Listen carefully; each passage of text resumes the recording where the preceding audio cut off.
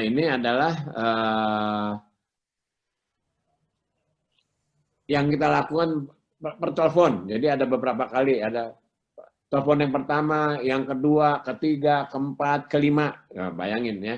Jadi ini benar-benar ada yang menghubungi selalu ya. Jadi benar-benar kita melakukan observasi sangat teliti ya. Kita melakukan observasi sangat teliti ya. Nah, ini swab-nya tadi ya kita udah lakukan ya.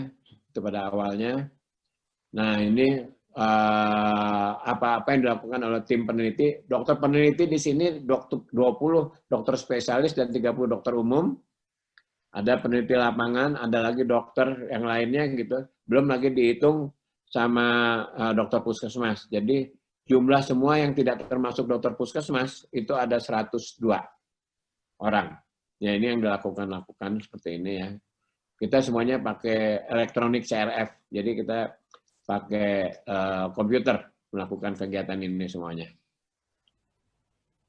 Ini yang dilakukan ya, pemeriksaan fisik, observasi 30 menit, membantu kesehatan subjek dan sebagainya. Kemudian kita masukkan data entry di eCRF, elektronik CRF.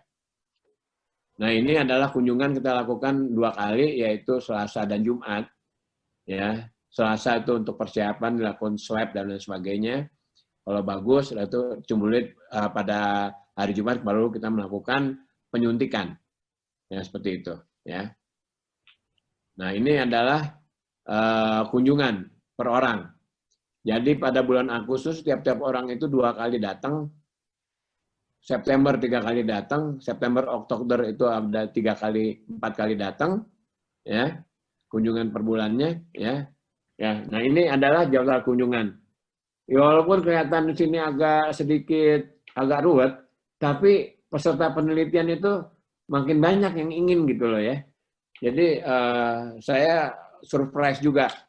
Nah, ini saya terdapat 2 macam leaflet yang disediakan, yaitu informasi umum untuk COVID-19 dan kriteria peserta.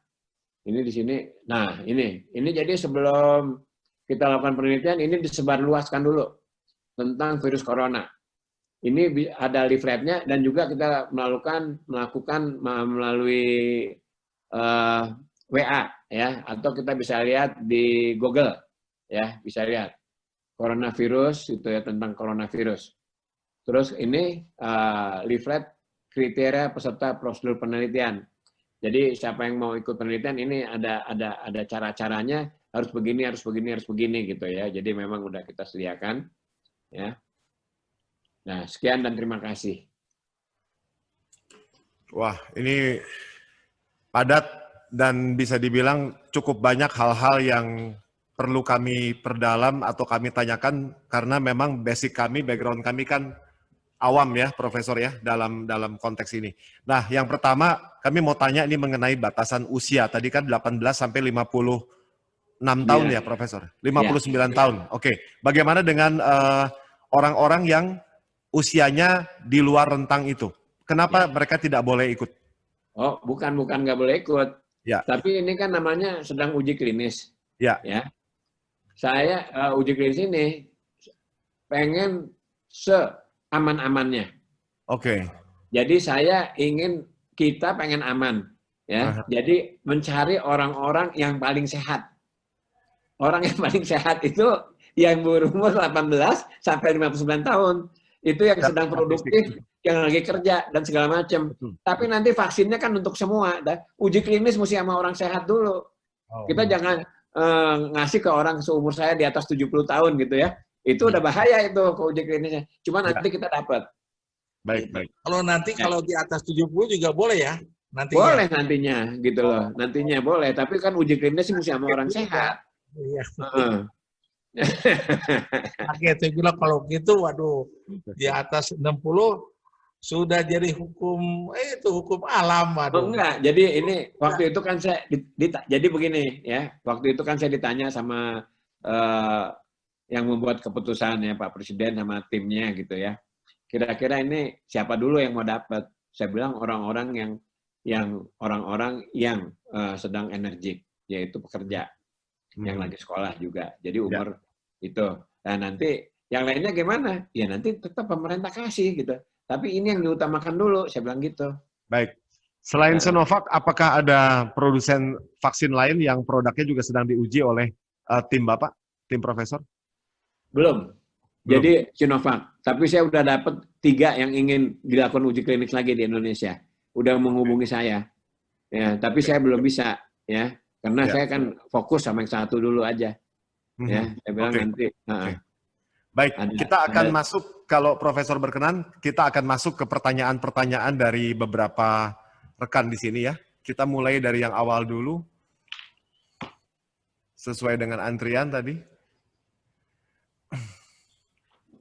Mohon izin juga ini untuk Profesor, banyak sekali pertanyaan yang ada di sini. Kan ada pertanyaan dijadiin satu aja, kira-kira kalau sama itu bisa dibaca. Oke. Ya. Ada dari Pak Irawan. Apakah benar orang yang pernah vaksinasi MMR, resiko sepsis lebih ringan? Apakah benar seperti itu? Ya, itu baru dugaan, ya. Karena virusnya itu sejenis, ya. Virusnya seolah-olah sejenis walaupun berbeda gitu ya. Jadi struktur virus itu hampir sama. Sehingga dia itu barangkali bisa mencegah juga. Tapi itu belum dibuktikan dalam uji klinis. Nanti kan dalam uji klinis kan nanti ketahuan. Betul nggak yang pernah divaksin MMR kadar antibodinya tinggi atau gimana gitu loh. Dalam perencanaan yang Profesor sudah lakukan tentunya sekarang, sampai kapan uji klinis ini akan berakhir, Profesor? Pada akhir tahun. Akhir tahun ya? Oke. Nah, tapi Oktober saya kan udah bisa ngelihat sementara dulu kesimpulannya. Yang 540 tadi. Oke. Kalau gitu, kapan kita kebagian? Kapan Profesor kita kebagian atau mungkin bisa dirilis ke publik? Kan itu udah dibeli sama Pak Erik itu banyak tuh, ya. Saya dengar di TV itu, ya. Tapi itu kali dijual kali itu ya. Saya kurang tahu gitu ya. Yang akan dipakai untuk masyarakat yang gratis itu kan biasanya yang dari ini, yang dari Bio Farma. Walaupun nanti itu akan dijual juga sebetulnya, Bio Farma juga jual juga sebetulnya.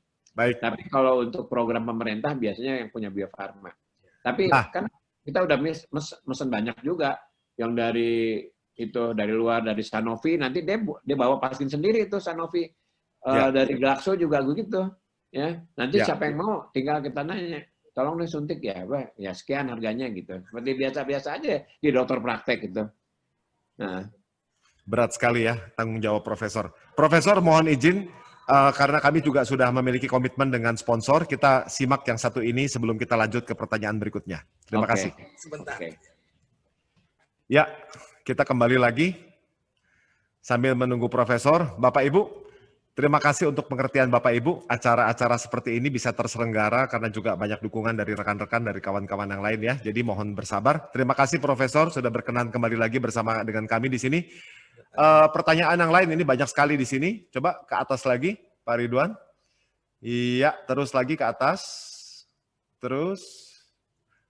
Nah, ini pertanyaan berikutnya dari Pak Johan Nasution. Dengan adanya berita telah terjadi mutasi virus corona yang virulensinya 10 kali lebih ganas, bagaimana dengan efikasi vaksin yang dibuat terhadap virus yang bermutasi? Apakah masih bisa efektif untuk corona, Profesor? Mengingat mutasinya konon sudah 10 kali? Ya, betul. Jadi sifat virus itu selalu mutasi. Jadi mutasi itu artinya itu virus pinter supaya dia tetap eksis. Kalau enggak dia cepat mati. Jadi dia begitu ada itu dia selalu mutasi supaya dia jadi kayak yang baru lagi gitu ya. Tapi memang begitu ya. Nah, tapi karena ini kan baru mulainya Desember. Ya. Dia selalu mutasi. Nah, sekarang ini udah baru 6 bulan. Itu mutasinya belum begitu besar. Jadi kalau mobil sama-sama sedan. Cuman yang satu mobilnya masih umpamanya mungkin mini cooper gitu ya. Jadi itu satu lagi jadi dia udah lebih gede. Jadi kayak station wagon umpamanya VW gitu loh ya. Nah, jadi tapi itu masih bisa mengcover karena belum begitu lama. Ya, jadi belum begitu lama berubah bentuknya. Ya, belum lama. Jadi kan baru berapa bulan itu di Wuhan itu kan bulan Desember. Dia mutasi terus. Bahkan menjadi ganas kayak sampai di Amerika itu berbeda, di Indonesia berbeda, ya, di Australia berbeda. Tapi vaksinnya sama sementara waktu, ya. Nanti kita lihat efektivitasnya. Pasti nggak 100% efektivitasnya. Mungkin tinggal 99% atau mungkin 85%. Bisa beda kalau ngelihat begitu. Nah, Virusnya berbeda dan mungkin vaksinnya pun bisa berbeda, Profesor ya? bukan berbeda vaksinnya, tapi daya tahannya akan berkurang gitu loh. Karena dia bentuknya itu hampir sama vaksinnya, virusnya hampir sama, sehingga zat antinya itu tetap bisa, tapi nggak full gitu ya. Nah, dugaan saya dari penelitian-penelitian ini yang di Wuhan, kan peneliti dari Wuhan itu menyatakan bahwa vaksin ini udah diteliti dan dilihat zat antinya, itu 99% itu memenuhi standar untuk melawan. Tapi makin ke sini mungkin makin kurang. Mungkin perkiraan kita di sini mungkin tinggal 85%. Gitu loh.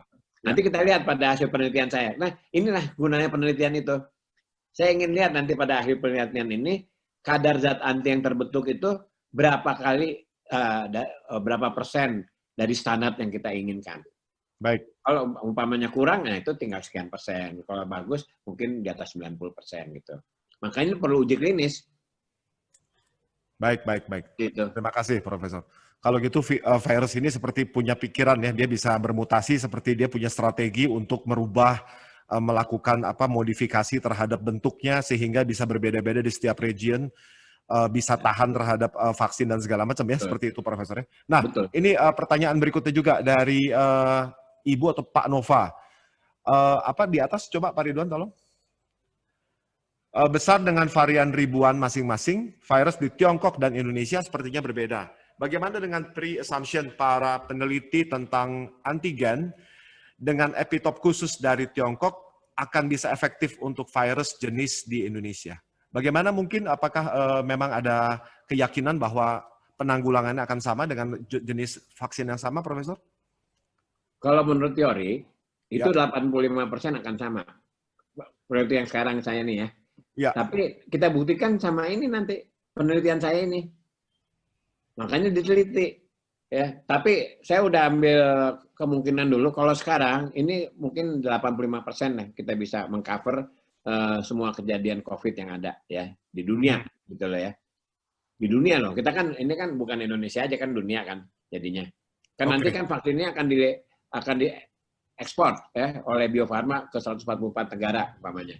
Jadi ini levelnya begitu. Jadi ini perhitungan saya kira kurang lebih begitu. Tapi nanti tergantung daripada hasil penelitian itu nanti. Jadi kita bisa memperkirakan setelah sekian tahun itu berapa efektivitasnya. Ya, setelah sekian tahun berapa efektivitasnya.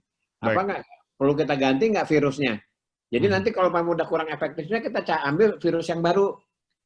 Kita bikin lagi vaksin yang baru gitu loh. Supaya dia kita apa namanya? Kita lakukan pembaruan terus. Sesuai dengan dinamika dari mutasi virus itu ya, Profesor. Ya, kayak influenza aja, ya. Influenza kan baru terus tuh. Betul. Ya. Jadi tiap tahun kita suntik vaksin influenza yang baru terus itu. Ya, betul sekali. Karena dia cepat mutasi. Tapi yang sekarang ini belum secepat influenza mutasinya. Baik. Ya. Juga ini ada pertanyaan bagus sekali ini dari Pak Go Andi Siswanto dari Jawa Tengah ya. Jawa Tengah, Jawa Timur? Jawa Tengah ya, Pak Didi ya. WHO dengar-dengar tidak mengharapkan adanya vaksinasi secara meluas sampai pertengahan tahun depan. Ditambah juga di Indonesia tentunya perlu approval atau persetujuan dari Badan Pengawasan Obat dan Makanan (BPOM) dan juga yang sekarang juga cukup hangat dibicarakan, sertifikasi halal dari MUI. Nah, sekiranya mereka mengeluarkan lampu hijau, apakah Indonesia juga masih memerlukan approval dari WHO juga? Atau tanpa WHO memberikan approval, kita bisa launching vaksin tersebut atau dipergunakan secara luas oleh masyarakat Indonesia, Profesor? Jadi, itu ada yang disebut komitmen global ya dari WHO ya. Setiap vaksin yang digunakan untuk kebutuhan masyarakat dunia itu harus ada izin dari WHO. Tanpa ada izin dari WHO, registrasi WHO itu nggak bisa. Ya. Jadi harus ada izin. Jadi clinical trial-nya itu harus betul-betul transparan dan bisa dinilai dengan bagus. Oke. Ya. Nah, seperti itu. Nah, di Indonesia juga begitu. Jadi sebelum ke WHO, kita harus diizinkan dulu oleh Badan POM. Nanti Badan POM yang melakukan meregister ke WHO. Baik. Jadi begitu. Jadi kita Badan POM yang ini, nanti Badan POM yang meregister ke WHO. Apakah Ya. menurut Profesor WHO akan memberikan izin? Mengingat mereka sepertinya Ya. tidak terlalu berkenan untuk penggunaan ini secara meluas. Jadi yang menurut saya itu yang kemarin ada pengumuman dari WHO itu adalah kasus-kasus pemberian vaksin di mana vaksin itu belum diuji coba. Kan yang kemarin di Rusia itu belum selesai uji coba udah dikasihin gitu. Ya. Nah, itu yang nggak boleh. Dia harus selesai uji coba dulu. Ya, oke. Ya, gitu loh. Jadi WHO tidak kan itu di Rusia. Ya. Di Rusia itu, ya. Tapi itu belum diuji coba, ya. Dia diuji coba langsung kepada orangnya. Demikian juga di Chinese. Di Chinese juga ya dari Sinovac itu dia memberikan vaksin ini kepada pegawai-pegawainya, seluruh pegawainya ribuan. Ya. Ini perusahaan yang memproduksi Sinovac ya? Jadi pegawai-pegawai itu sebelum kan uji klinis fase 3 kan sedang berjalan tuh di Brasil, di India, Pakistan, Indonesia belum selesai. Ya. Ya. Jadi maunya WHO selesai dulu lah, baru dikasih ke orang gitu loh. Baik. Itu maksudnya WHO. Clear. Jadi ini Terima kasih, Profesor. Ya. Ini juga dari Pak Teddy Hanafi. Nah, ini mungkin mirip dengan yang tadi ditanyakan. Kenapa Sinovac bukan CanSino atau yang lain? Iya, karena Bio Farma kerjasamanya sama Sinovac. Oke. Di Indonesia pabrik vaksin cuma satu, Bio Farma. Oke. Ya, karena mungkin kita lihat betul pertimbangannya sangat teknis ya, tidak ada unsur lain ya, Profesor ya. Karena memang kerjasamanya dengan Sinovac ya. Tapi ada satu lagi ya sebetulnya yang perlu kita ini. Sementara Bio Farma itu udah biasa dengan vaksin dari kuman yang dimatikan. Oke, yang inactivated. Ya, inactivated. Ya. Nah, pabrik-pabrik yang lain itu dia pakai berbasis RNA atau DNA. Kita belum punya mesinnya di kita karena itu lebih modern. Jadi belum. Kemarin baru diperbaiki, bukan diperbaiki, di upgrading gitu. Ya. Lagi di upgrading supaya bisa kita memproduksi vaksin RNA, mRNA. Sekarang belum bisa kita. Mesti di-upgrade dulu mesinnya di Bio Farma. Ya, makasih Profesor. Ini juga dari Ibu Vivi Sylvia yang mungkin juga beliau juga relawan. Apakah vaksin SARS-CoV-2 harus diulang kembali setahun lagi? Pernah baca kalau virus golongan corona vaksinnya harus diulang. Itu apakah benar dan kenapa begitu? Ya, saya belum bisa jawab. Tapi yang sekarang ini kan diberikan 2 kali, ya kan? Nah, nanti pada akhir dari penelitian ini, saya bisa tahu kapan perlu diulangnya lagi. Karena ini kan uji klinisnya belum selesai. Baik. Ya, karena ini yang fase 3 belum ada yang selesai. Semuanya baru uji coba. Ya. Baik. Jadi nanti baru tahu kita kira-kira gimana. Ya. Nah, biasanya kalau kita pakai virus yang dimatikan itu memang tidak begitu lama. Jadi bisa diulang lagi. Beda dengan vaksin RNA dan DNA. Tapi vaksinnya itu jauh lebih mahal. Baik. Nah ini mungkin juga menarik menyambung yang tadi Profesor jelaskan tentang WHO dari Pak Makmun Hamzah. Yang Rusia kan ada kasus yang kemarin ya Profesor ya. Nah seandainya ada negara atau ada satu otoritas melakukan launching atau publikasi atau bahkan penggunaan vaksin tanpa persetujuan dari WHO, emang sanksinya apa? WHO bisa berbuat apa? Seperti Rusia. Seperti Rusia. Vaksin itu tidak bisa dijual keluar. Oh, oke. Ya. Karena untuk menjual vaksin itu ada komitmen global tadi saya bilang kan. Jadi dia bisa pakai cuma untuk orang dalam aja. Ya. Nggak ada izin untuk mengeluarkan supaya bisa dijual keluar. Jadi saya katakan regulasi untuk jual keluar itu hanya dari WHO. Mhm. Mhm. Mhm. Baik, baik, baik, Profesor. Ya, selanjutnya.